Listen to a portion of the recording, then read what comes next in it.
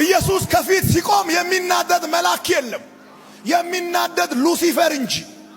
ቦታ የተሰጣቸው ታላላቅ ሰዎች በእጃቸው ኮርማ ይዞ ሲመጡ የሚታረድ ነገር በእጁ ሳይዝ ዘና ብሎ ወደ ቅድስተ ቅዱሳን የራሱን ደም ይዞ የገባ እርሱ ግን ሰይጣን ይስማ፣ እርሱ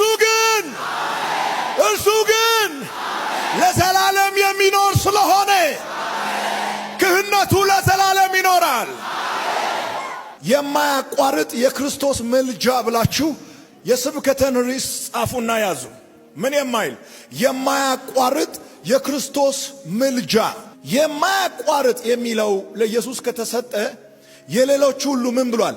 ተቋርጧል። ያልተቋረጠ የለም እያልኩ ነው። ስፔሻል ፐርሰን የለም። ከኢየሱስ ጋር ተደምሮ አብሮ የሚቆም ክህነቱ ያልተቋረጠለት ማንም የለም። ተቋርጧል። ለምን?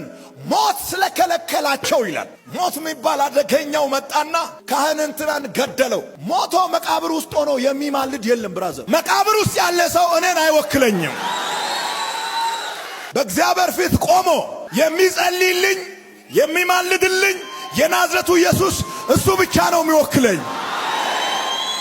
የተረዳሁት መጽሐፍ ቅዱስ ያስተማረኝ እሱ ነው። ሞትን አሸንፎ ያልተነሳ ሰው እኔን አይወክለኝም። መቃብራቸው ወዳለበት ቀረብ ብዬ እንደዚህ ዝቅ ብዬ ትወክኛለሽ ብዬ ብጠይቃት አይ አልወክልህም ነው የምትለው ራሷ። በእግዚአብሔር ፊት የሚወክላችሁን ነው ዛሬ እየነገርኳችሁ ያለ። ነጭ ነጩ ይነገራል፣ ጥቁር ጥቁሩ ይጮሃል።